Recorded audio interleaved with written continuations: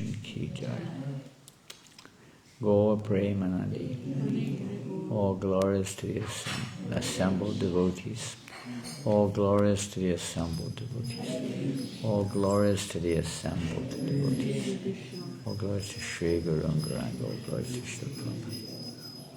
Nama Om Vishnu Padaya Krishna Prastaya Bhutale Srimate Bhakti Vedanta Swaminiti Namane Namaste Saraswati Devi Gauravani Visharine Nevasesha Sanivadi Pastichari Shitani. Where's this water from? Did you bring this mananda? Who brought the water? Pardon? I don't know. Is it from the bottle of Evian? Evian. Is the bottle Evian? It is Evian. Okay. I was hoping it was local water. It's a dead water. Pardon? It's a dead water. Devil? Devian. Deviant. Deviant water. When Prabhupada arrived in Paris for the first time, they offered him a bottle of Evian. And Prabhupada asked him, what is this? He said, Prabhupada, it's our best mineral water. Prabhupada said, this is dead water. Give me tap water. Tap water. I can't drink tap water at all. It's full of fluoride and chlorine. Yeah, but those days the water was okay. It was okay in France in that time. Terrible now. It was good. Terrible. What to do? I thought you had spring water. Huh? You have spring water? Well water. You don't have from the spring? They never really succeeded in recuperating the water from the spring. Oh, I thought we had a spring water here. We used to have a spring down at the river. Yeah. I thought of the well. Huh? I thought of the well. The well. We have our own filter system. The well. Okay. Hare Krishna. Om Namo Bhagavate Vasudevaya.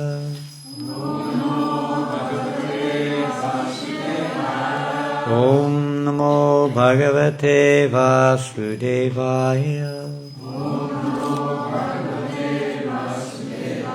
Om Namo Bhagavate Vasudevaya.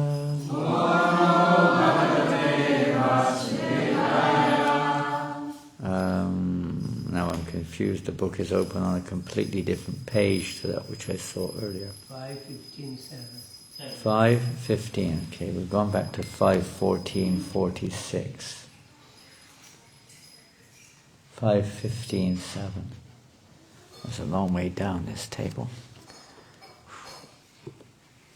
Excuse me. It's a long verse, and I don't expect that we'll repeat it. It's prose. So we won't repeat it, we'll just read it through one time. And even the word for word is extremely long, so I think we'll probably skip the word for word as well.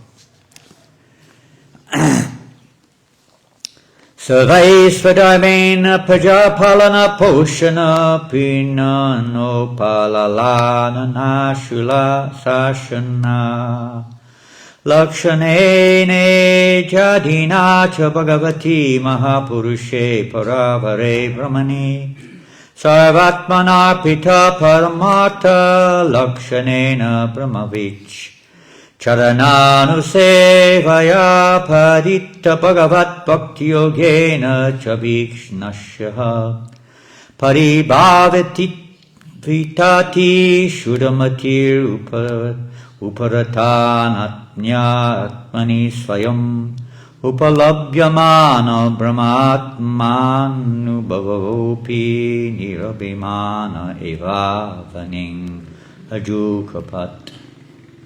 We'll read a translation. And who is speaking? Do you know who is speaking? Is it just Shukadeva Goswami? It's not it's not a conversation at this point. He's giving a description here of the descendants of King Priyavrat. In this 5th canto, we hear a lot of the, let's say, pastimes of King Priyavrata. We've already heard about the wonderful pastime of King Rahugana? King Bharat. Bharat, Rahugana. And what else have you heard?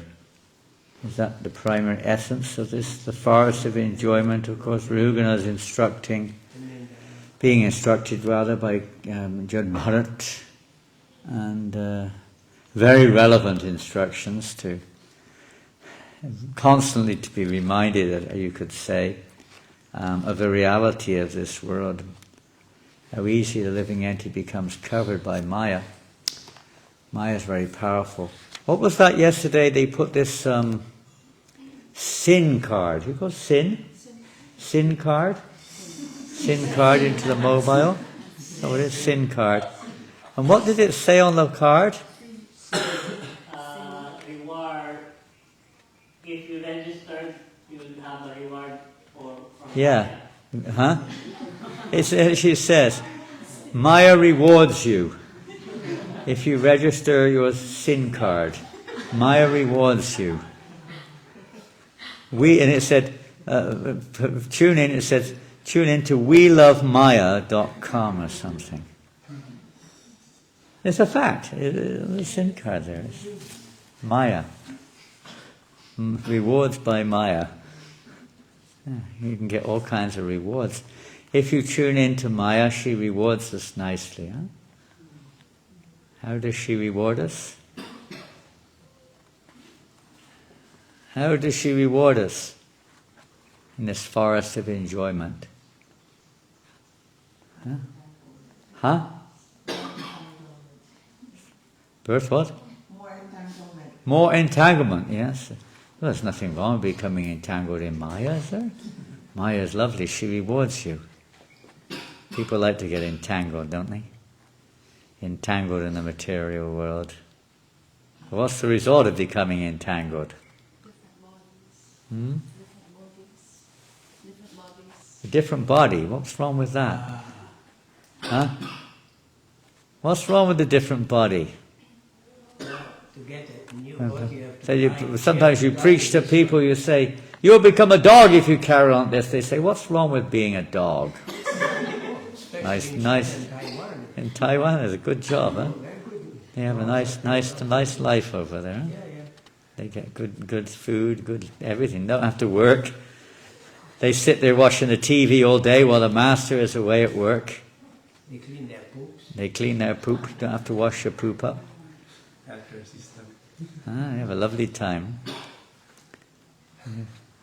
You get a new body. What else is there? That doesn't sound too bad. Especially if you've got an old one. The idea of a new one's not too bad. What else is there?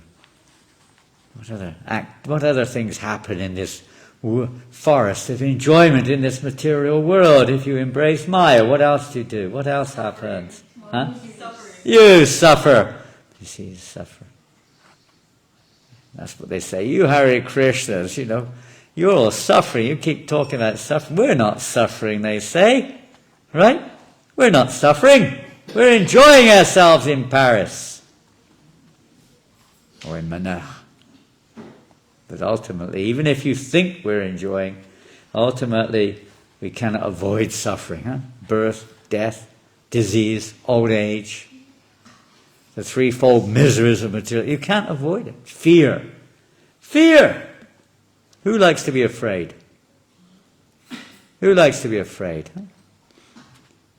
Do we aspire for fear? Not usually. Although sometimes people, they watch the horror movie, huh? It's a different kind of fear, you could say. It's suspense. You're kept in suspense. But they do warn you that people of nervous disposition should not watch the next program. You might have a breakdown of some kind. So much fear in this world. Just about everything you can think of, we're afraid of it. Besides that, there's no real love. Now, that is not difficult to pin down. Maybe some reflective love for some time, a little drop, but no real love. The living entity has not experienced its natural constitutional situation. So, now, after hearing about these things from Jad Bharat, the falsity of this material existence, false identity and the consequent result of identifying with this material body as the self, illusion. Being covered, Maya's tendency is, of course, she has two propensities: to cover and to throw. Throws the living entity into the various material situations we're in, and then covers our intelligence so we identify with those situations, and we all think we're the body.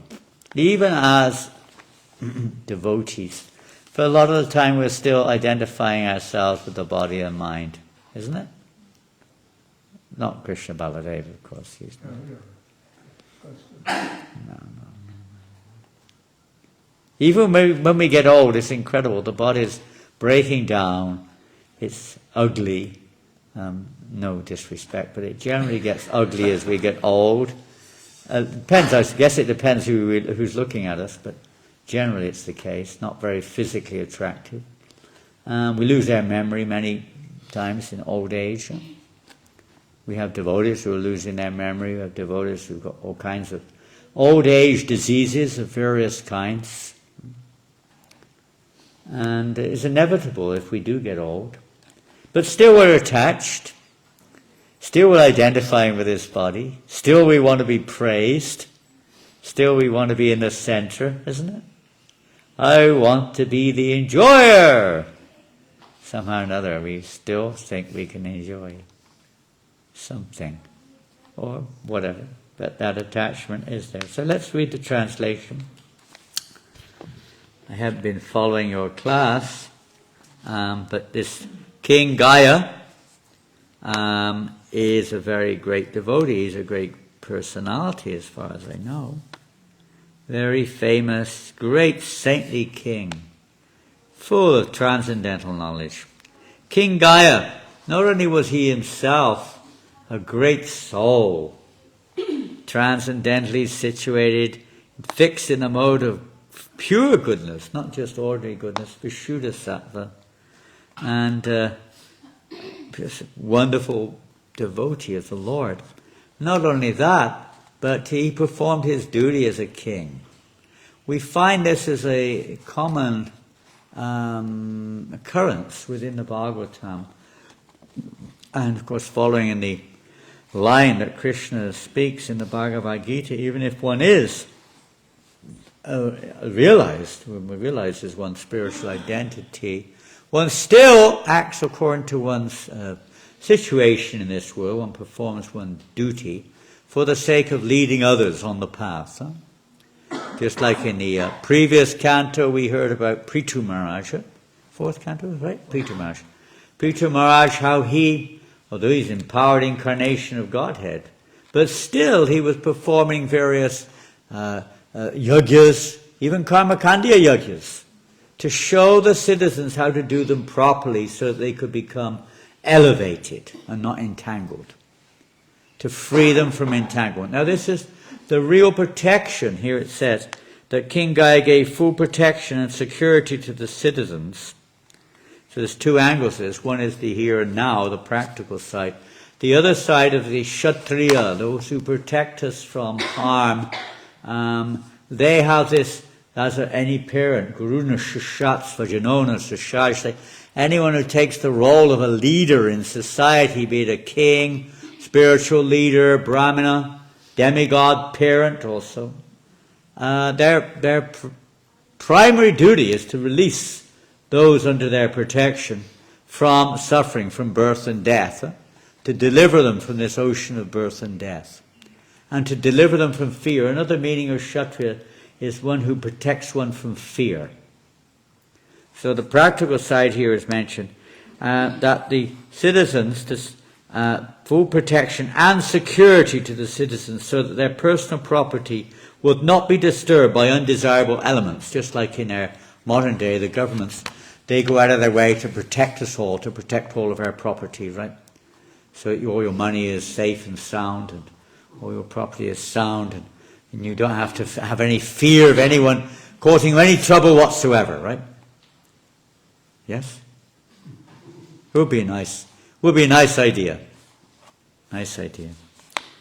This is called Poshana, protection, one of the aspects of Srimad Bhagavatam, one of the 10 subject matters is Poshana, protection. He would sometimes distribute gifts to the citizens to satisfy them. This is called prinana. Prinana, that's nice one, giving gifts. The king's duty there. Of course, we do see this sometimes, actually in Singapore sometimes. I don't know about other countries, but I know, of course, you could say one might be said to be a good thing amongst many things, but the government there, if they do have excess revenue, they do give they used to give to the citizens, everyone would get a certain amount of money at the end of the year. Of course, that's not to take into account how much they've taxed you during the year. They're 10 times more than necessary, probably. Taxes are not a new thing. We were reading in the... where were we reading? Chaitanya Bhagavat, the translation and commentary by Srila Bhaktisiddhanta Saraswati Maharaj, how even in Vrindavan, how Rupa Goswami, when they secured that land there, property, they also paid tax. There was a tax involved to the government. So tax is not a new thing. And they didn't hesitate to pay the tax. It's considered to be necessary, where the government, they maintain themselves through tax, but the tax should be used properly. It should be used for this purpose, as King Gaya is demonstrating here, for the protection of the citizens. Not to exploit the citizens, but to protect them both from their physical fear and also protect them from the cycle of birth and death, to try to help them to release them from all kinds of suffering. He would sometimes call meetings and satisfy the citizens with sweet words. This is called upalalana. It would be understand here that the meetings would not necessarily just be behind closed doors, just the executive meetings, but meetings with the citizens also, to make sure we have our istigostis. I guess you have istigostis here sometimes. When devotees come together and meet and discuss whatever is on their minds, whatever is perhaps a problem or suggestion or whatever it may be, or some philosophical doubt or whatever, the kings would also very much want to know what the citizens were thinking. We see this as a common thread amongst many of the Lord Ramchandra, for instance, was very much in that line. He always liked to know, what are the citizens thinking? Are they satisfied? Not that we're just, who cares less? If they don't like it, kill them.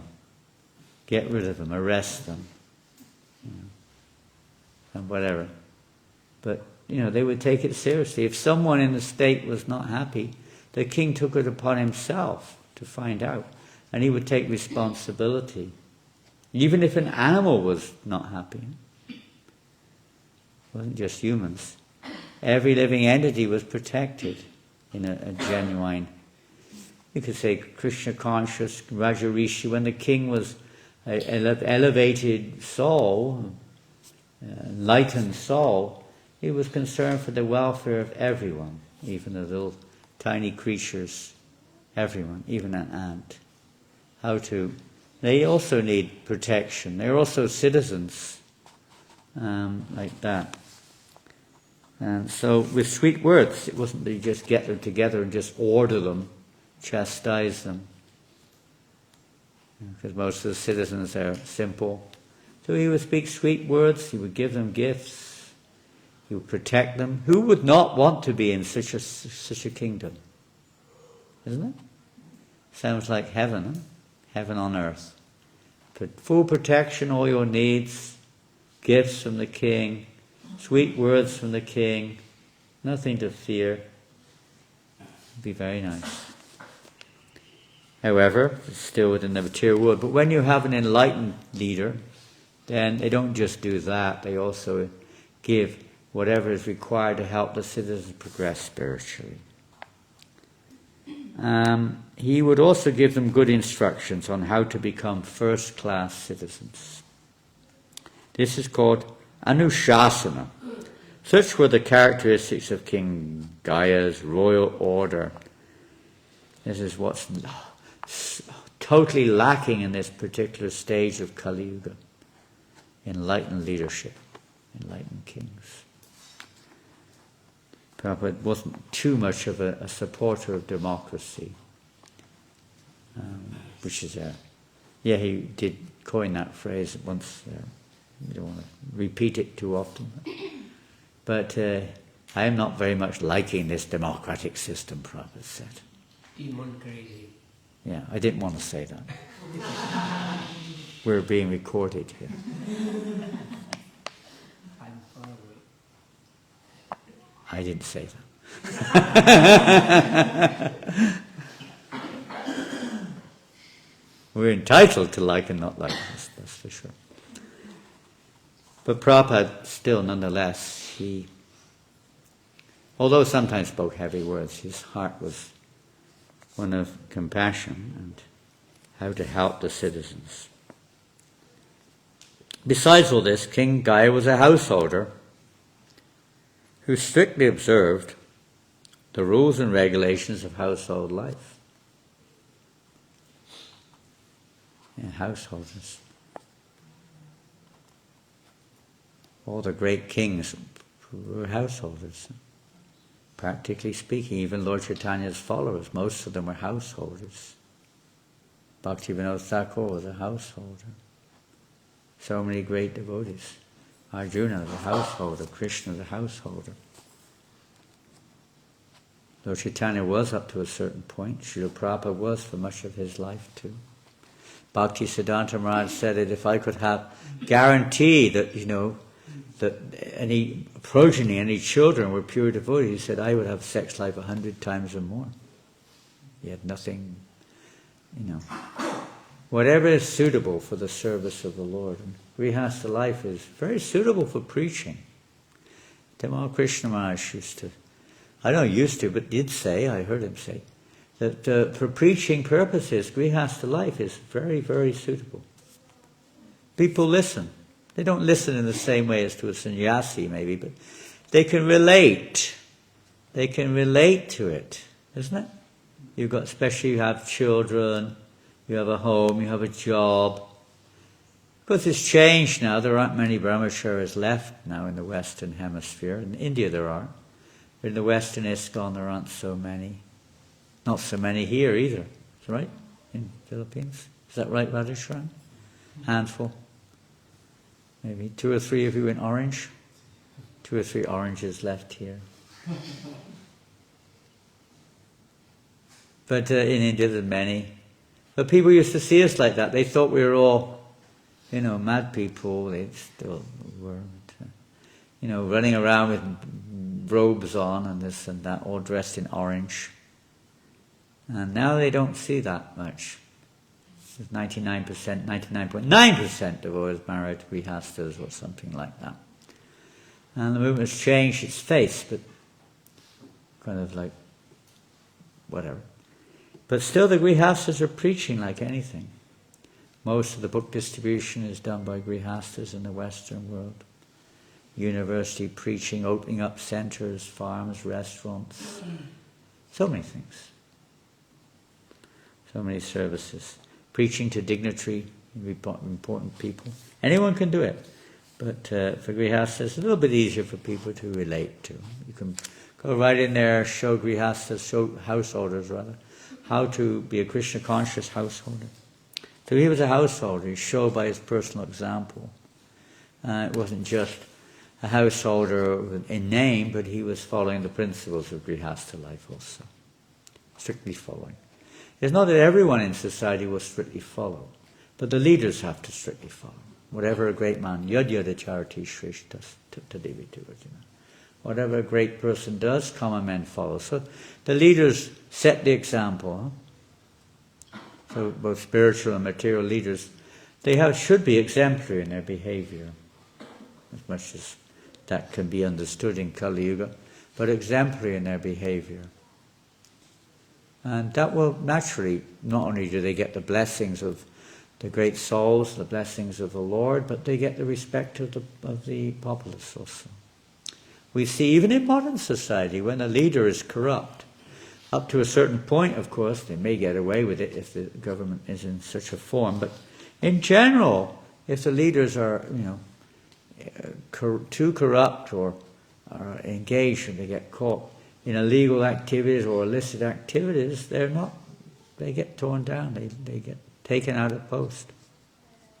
Prabhupada talks a lot about one famous American president of that. He was in that situation.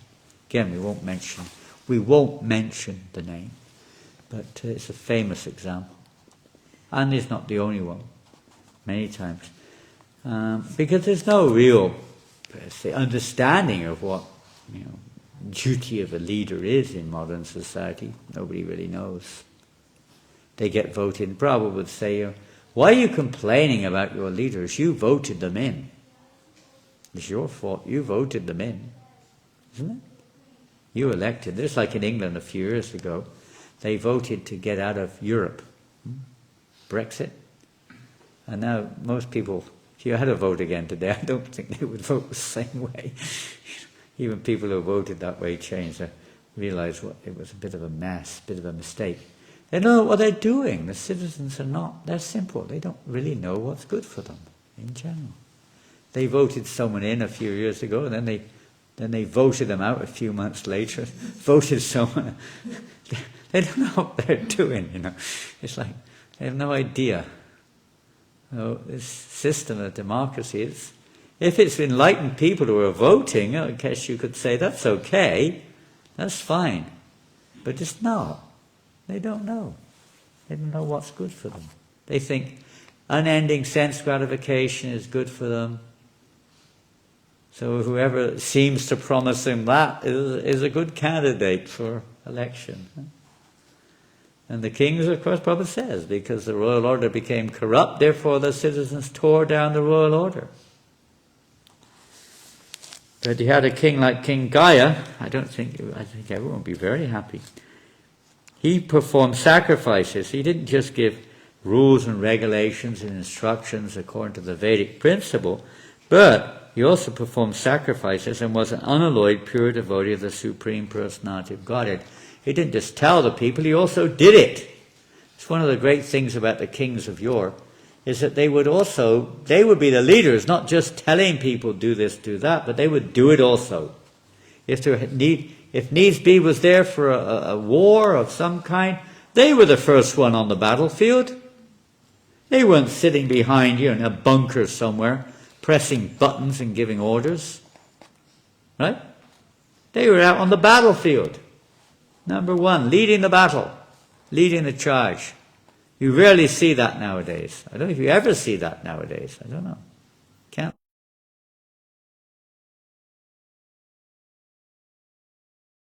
What are they doing? They're in their bunkers. Safe as possible from any danger that might come its way. Whereas the citizens are thrown out into the front lines to be slaughtered. Isn't it amazing? It's surprising anyone votes for such people. If you think about it, you'd question it, I think. But I guess people don't think, they're so blinded. He was called Mahapurush because as a king he gave the citizens all facilities. The great, you could say, the great controller. And as a householder, he executed all his duties so that at the end he became a strict devotee of the Supreme Lord. Executing one's duties properly according to Varna and Ashram, according to the God-given system of Daivi Varna Ashram, definitely is meant to help bring us to that point of becoming a pure devotee. He was always ready to give respect to other devotees and to engage in the devotional service of the Lord. This is the Bhakti Yoga process. So there's a lot of instructions here for aspiring devotees. Due to all these transcendental activities, King Gaya was always free from the bodily conception. He was full in Brahman realization and consequently he was always jubilant. Jubilant, Brahmabhuta Prasanatma. He was always very peaceful and satisfied and happy. One who's on the spiritual platform is always satisfied. Has no hankering anymore, no kumchiti, no shochiti. No more hankering, no more lamenting. Satisfied. Rare to find such a soul. Very rare. Especially amongst the leaders. They're never satisfied. But here we see a king. He's fully satisfied. He's fully happy, fully peaceful. His citizens are fully happy. The citizens being happy also, they give. The king reaps, you could say, some of the benefits of the citizens too. They're happy. And it's the same with anyone. If you see your children happy, how do you feel? You feel happy? Not many of you have got children. Some of you, Dennis, do you have children? Some of you have children. You feel very happy when your children are happy. Huh? Even the spiritual master feels very happy when the disciples are happy. Krishna feels happy when his parts and parcels, I don't mean due to material sense enjoyment, but genuinely happy. In the spiritual world, what is Radharani's happiness? What is her happiness? What is her happiness? Simple question. Huh? Pardon? That's what she naturally does. But what is her happiness? And the gopis and manjaris are also serving and happy. Yes, she's very happy to see others serving Krishna. That's a fact. Can we say anything else? It's like if you're serving somebody, what do you hope? What do you hope from that? What do you hope to achieve? When Krishna is happy. When Krishna's. Her happiness is to see Krishna happy. Whatever makes Krishna happy, it makes no difference whether she's happy or not. Whatever makes Krishna happy, and what is Krishna's happiness? When Radharani is happy. So there's an ever-increasing spiral. Spiral of you become happier by seeing me happier, and I become happier because I see you're happier by seeing me happier, and it goes on unlimitedly like this. Happiness. In the material world, everything time chops it down, even if you are going in the right direction. But of course that carries on in other lifetimes, but everything in the material world has its beginning and end. But spiritually there's no end. There's no beginning either, although it appears to be, but there isn't. Everything's eternal. So happiness is ever increasing. Inconceivable concept, isn't it? Ever increasing happiness. Especially from the conditioned soul, that we have to have so much variety. You can't just do the same thing generally all the time. Expect ever increasing happiness from it, isn't it?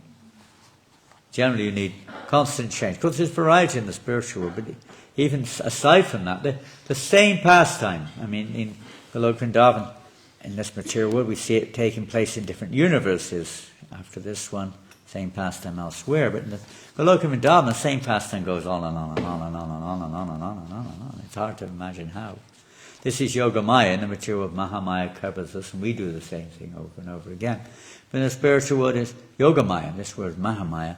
Yoga Maya covers everything. And forget that you just did the same thing. And they haven't got, what's it called, Alzheimer's, or what is it? Let's say dementia. They're suffering from dementia. They're all suffering from dementia up there. It's not like that at all.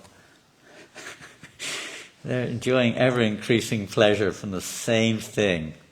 Same path, not the same thing in one sense, but it appears like that. Same pastime over and over again. They immediately start doing it again after finishing it. It's ever-increasing happiness. It's boring in the material. You just did that. Let's do something else.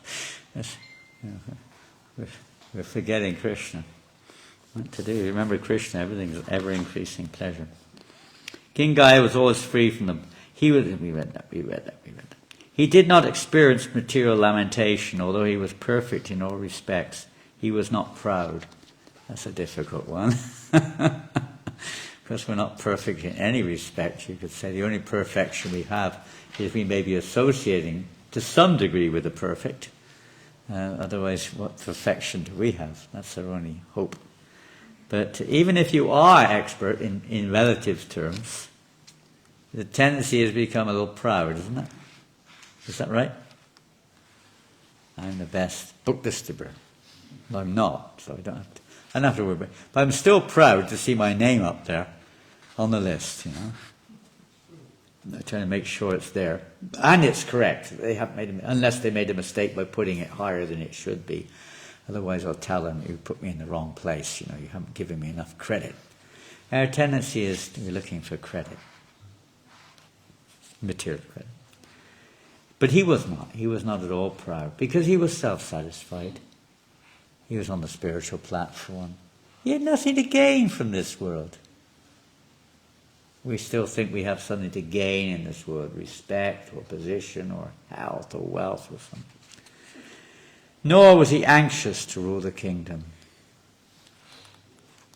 Sometimes we're anxious for a post. We want promotion. I'm aspiring. What's your goal? Who wants to be a GBC? I don't. Remember that song? 50s or something. Frank Sinatra? Can't remember. Yes. GBC. Sannyasi. A guru. Wow. All facilities. Of course, ladies who are a little fortunate there. Although there's still, I could be married to the GBC. Or maybe a guru. Or maybe I could cause a sannyasi to fall down.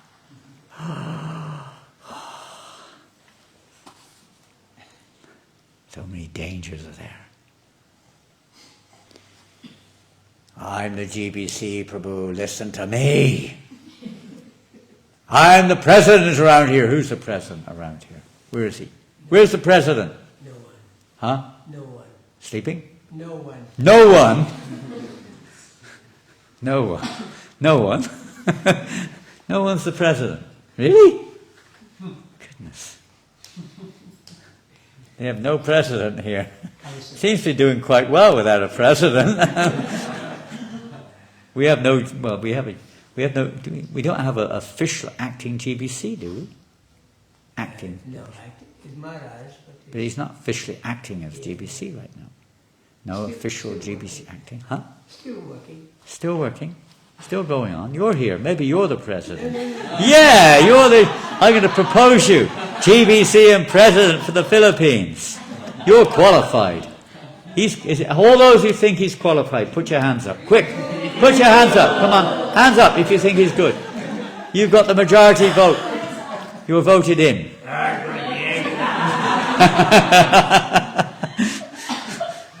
You'll show your real colours. It's easy when you don't have a post. I tell you, you're trying to get an easy path here. You should take a position, man. Guru, GBC. Come on.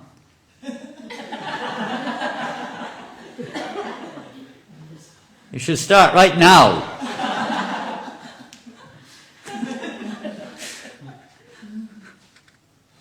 That's it. GBC meetings are coming up soon. We're going to make a proposal. Huh?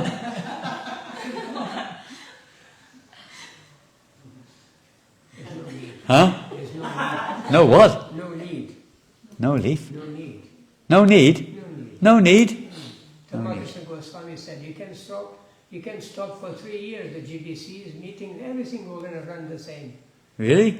That's your proposal? Okay, you make a good GBC member. I'm going to put you as immediately and put the proposal. I think you'll get a unanimous vote. We'll finish the purport. As Lord Krishna says in the Bhagavad Gita, when he descends on earth, he has 2 types of business. Who knows that famous verse in the 4th chapter? Bhagavad Gita. 2 businesses Krishna says he has. Come on, ladies, gentlemen. Gentlemen 1, ladies the other. Come on, gentlemen. Oh, don't give them a clue. Don't give them a clue. You've already broken the ice. Give them a clue. Oh. This is, I like and don't like this system. It takes away the challenge, you know. You don't have to learn anything. You can sit there like a dummy. You don't have to think.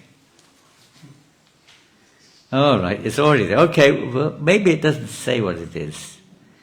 Body, no, it does.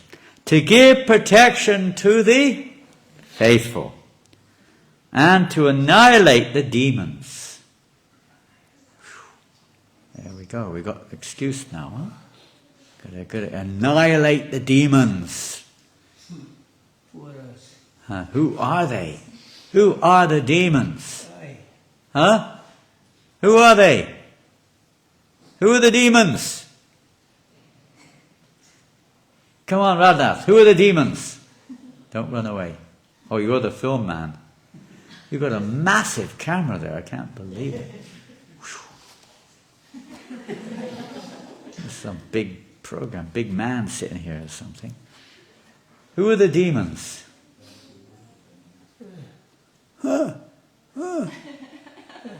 I thought he was a GBC. Now he says he's a demon. Who are the demons? Come on, who are the demons? The demons what? Within the cell? Self. Self. The demons within, yes. We tend to always see the demons without, or what we think are the demons without. But we have to look at the demons within. At least this is Lord Chaitanya Mahaprabhu's mission, isn't it? As Krishna, even Lord Nityananda reminded him, as Krishna, you certainly did kill the demons on the, here and there. Different demons came to Vrindavan and Dwarka and different places. You may have killed them. But that's not your business, my Lord, in this form. In this appearance as Mahaprabhu. That's not your business. Your business is to kill the demonic mentality. Of course, if you happen to be a Kshatriya, that's something else. That may be another consideration. But the primary aspect of Lord Chaitanya Mahaprabhu's movement is to remove the demons within. And this is the real protection, to protect people, protect the devotees, protect people in general, from falling victim to the gross senses, the gross sense objects. And also to, since the king is the representative of the Supreme Personality of Godhead, he is sometimes called Naradeva, that is, the Lord as a human being. The Lord is, through him, acting. Every living entity is empowered to some degree, according to the modes of nature they're in, but the king is supposed to be Rajarishu or Naradeva. He's supposed to be the representative of God. So he's supposed to be acting according to the will of God, and not just only according to the modes of nature, and not even only according to morality, and not necessarily even according to the rules of Dharma Shastra, but according to the will of God, according to Krishna's will. So he takes advice. He doesn't act whimsically, or even act by his own intelligence, be it God-given. He takes advice from the Brahmins. This is one of the great secrets of a leader of society. It's something which doesn't really exist in modern age. In principle, sometimes it does. It's like in Indonesia, the king is a Muslim, or the ruler, the king or government head, is a Muslim, but he takes advice from Brahmins. He has a Brahmin council, but they're not qualified. They're not qualified Brahmins. So the principle is still there, but it doesn't work because they're not enlightened personalities. They're materialists. So that everything becomes materialistic. According to the Vedic injunctions, he's worshipped as God on a material platform. Well known. As a representative of the Supreme Lord, the king had the duty to protect the citizens in a perfect way so that they would not be anxious for food and protection, and so that they would be jubilant. Now we see that the poor people are in fear. There's a war and they're being bombed to pieces. They have to leave their homes. They have to split up the families. They have no food to eat. They're in constant fear. Where is the protection? And they just grab people off the street to go and fight. People who don't want to fight. Where is the protection? And why are they fighting anyway? Not because they want to fight. They're not getting anything out of it. Nothing at all except for fear and suffering.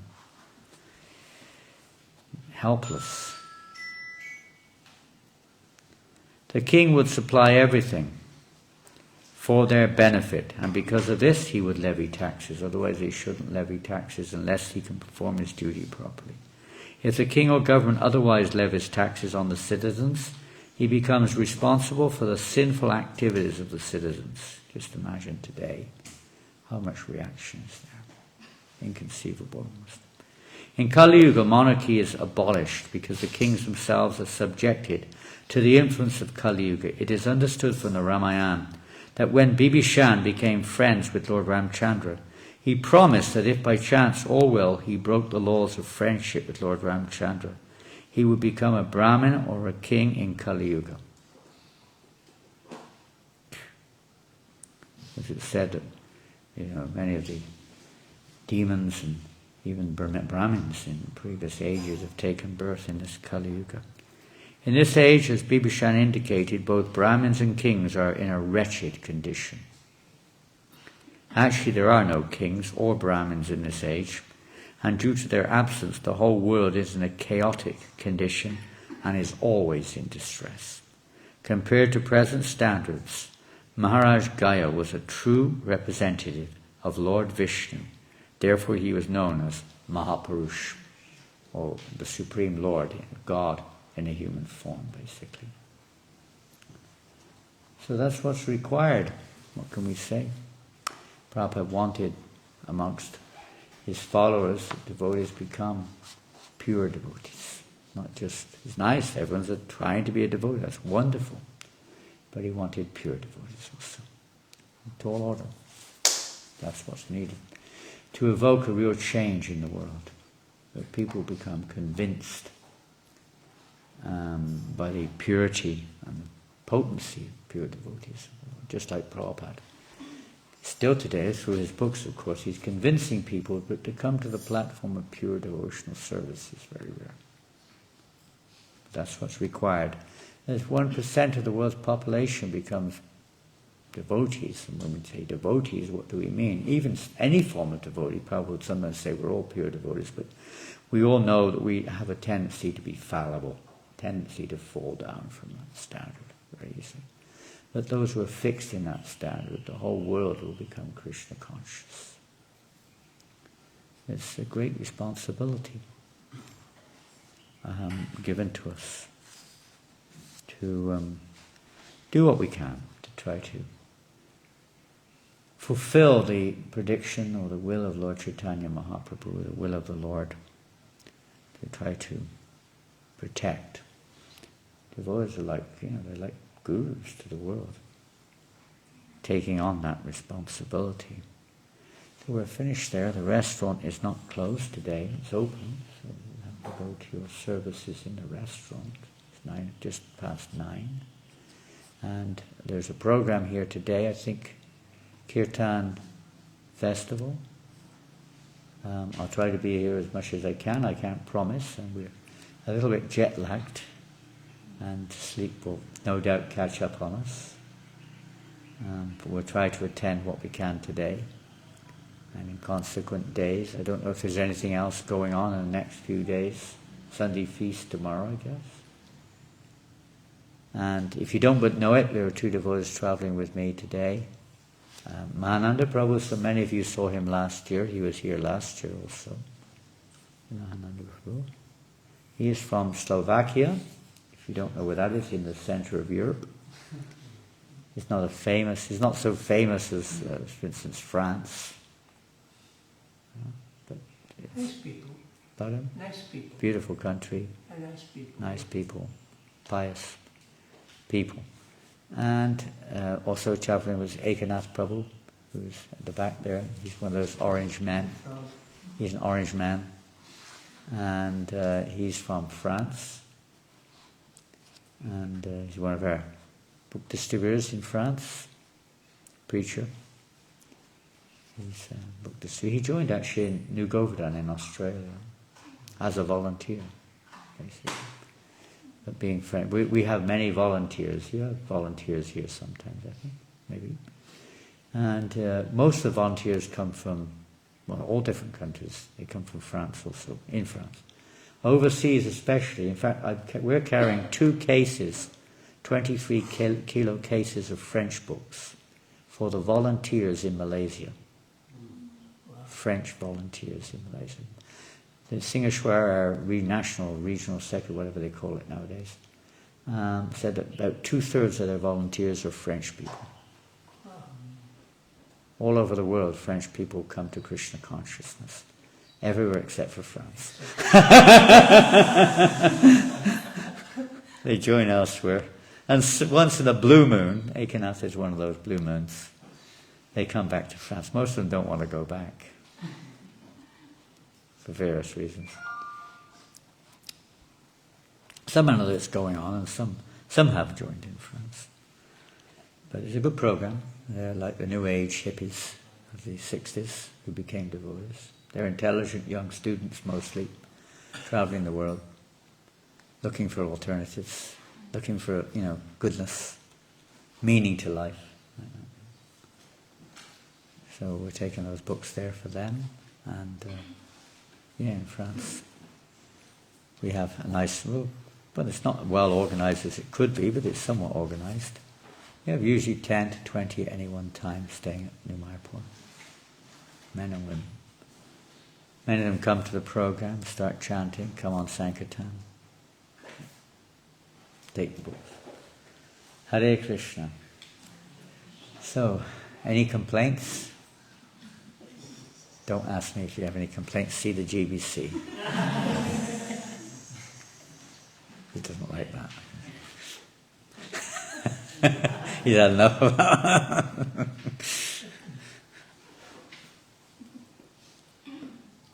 Try to be positive. Yes, Dan. Hare Krishna. Just wanted to point out the reading. It reminded me of Bhaktivinoda Thakur. Although it's said that there's no brahmanas, No kshatriyas. no kshatriyas in Kali Yuga, but he is a Vaishnava and he had a position. And it said most people in a position in Kali Yuga they'd be in a miserable condition, right? But because he is a Vaishnava and he really exuded Krishna consciousness in his life, somehow that miserable condition, he was like a lotus, very unaffected. Unaffected, even in a miserable condition. Yes, pure devotees, but they do have one misery, they have one suffering, paradukkha dukkhi. They suffer due to the suffering of others. And on their own account, they have no cause of suffering. Even if suffering's there, the body is the body. It does get old, it does get diseased. Bhaktivinoda Thakur himself, his body was, many times fevered. Different sicknesses may have come there, and death ultimately comes there also. The devotee being focused on Krishna in all situations is not disturbed. Pain may be there, but not disturbed by it. Pain is the result of the reaction of the modes of nature, senses, the mind, and so on. It's not a natural consequence of the soul, so to speak. It's superfluous. Anartha pashamam suksat, bhakti yoga dhokshite. The miseries of this world are superfluous to the soul. That means they have nothing to do with the soul. But because we identify with the body, we identify with what we call the situation which is dis-ease. When things are not in order, then you get disease or pain. When the body starts to break down, then it just doesn't work properly, and you can't do what you want to do. And many different factors are there, and of course, due to karma, the living entity has suffering of various kinds, comes this way or that. But a pure devotee Lord has no karma. Sometimes Prabhupada has also written that some of the pure devotee may suffer due to the sins of his followers, his disciples. But again, because he's completely surrendered to the Lord, Krishna himself says, I take away all your reactions. I take away all fear.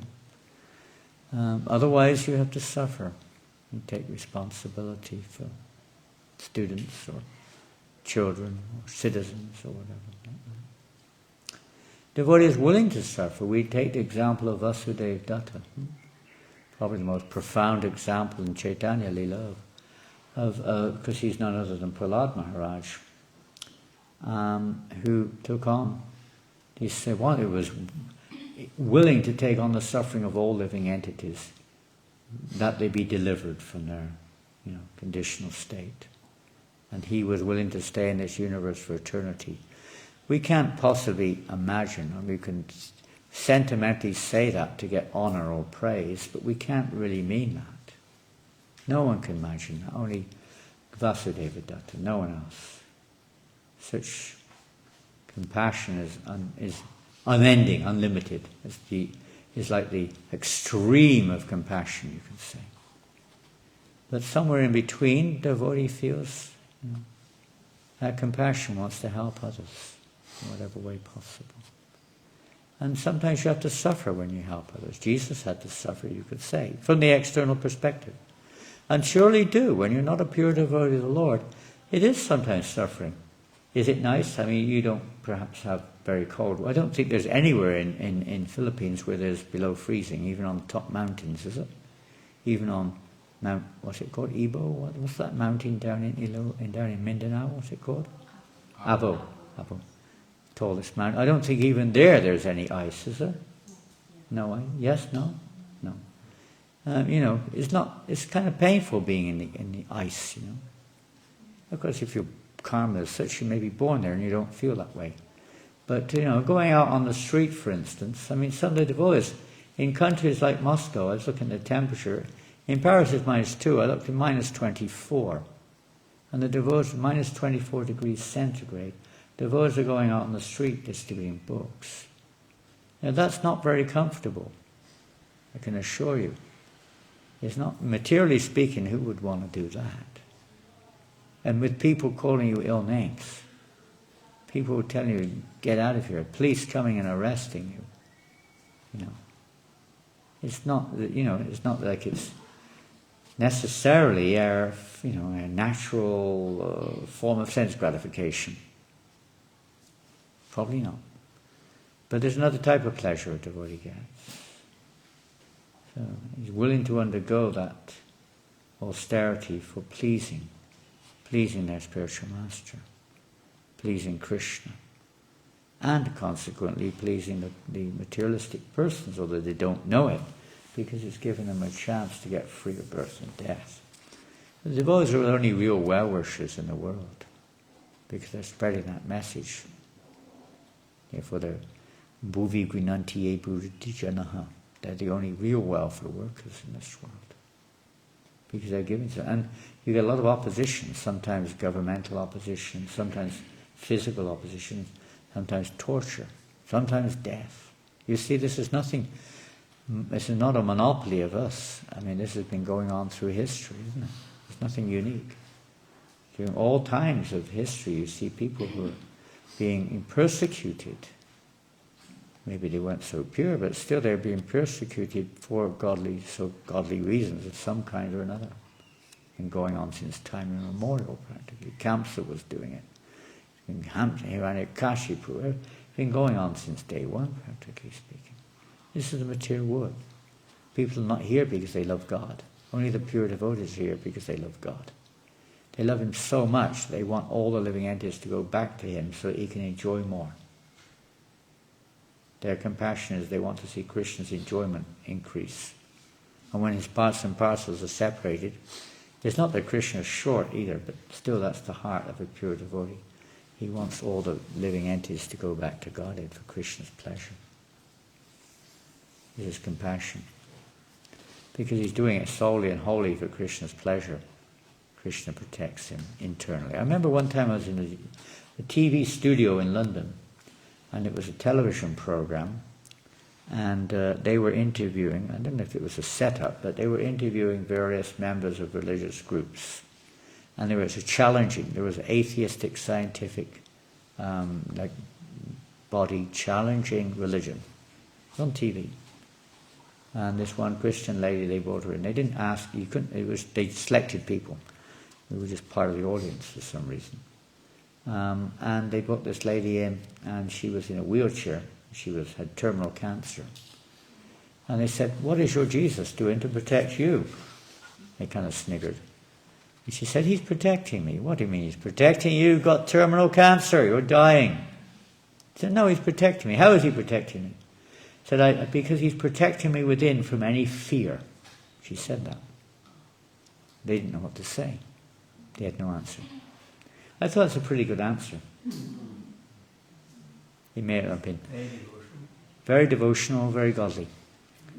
That he is protecting within, not just without. Giving me this, protecting my body from being killed, giving me money, giving me that. She had some realization. I met another Muslim man. I remember when the tsunami took place in Indonesia, in Banda Aceh, about 20 years ago, or whatever it was. I was in Penang, and we had it there too. We had a tsunami there as well. Hundreds, if not thousands of people were drowned in Penang. They didn't declare the actual figures. Many people were swallowed in the tsunami. Earthquake was mild. We started, Bhakti Swarup Damodar Maharaj was giving class. He was rocking on the Vyasa-san like this. I was cooking the breakfast, and the pan, I was frying something. The pan was going over the edge. I was going over the edge. I had to turn it off. It had to burn. And then we found out what was going on. And I thought next day or two later, I was flying to Australia, and I went to the Penang airport, and there was one Muslim man there. He started talking. He was from Banda Aceh. I said, "How do you feel?" I asked him what his position was. He said, "My family's in Banda Aceh." I said, "Do you know anything about it?" He said, "No. I'm going back to try to find out what's happening."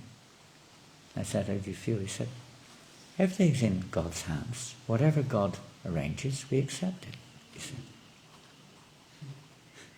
That's not a bad answer either. You don't get all that many people say that, but there are people, who do have that conviction in their hearts. Not just we think we're the only ones. We don't even have it half the time. We're also scared. So there's much more to it than meets the eye, but it's a great responsibility to try to free people from fear. It's a pretty big challenge, isn't it? If we're still fearful, how can we free anyone else? Isn't it?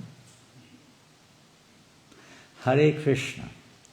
Thank you all very much for your kind association and tolerance and being here to serve Srila Prabhupada's mission here in the Philippines and doing a wonderful service here, even though Giridhari Maharaj, who's obviously the initiative for this beautiful project and the guide and so on, but even he's not so physically active, he's empowering you all to keep this going nicely. Try to improve it day after day. Hare Krishna. Thank you very much indeed. Hare Krishna. Srila Prabhupada ki jai. Rishi. Hare Krishna. Krishna Baladev Prabhu ki jai.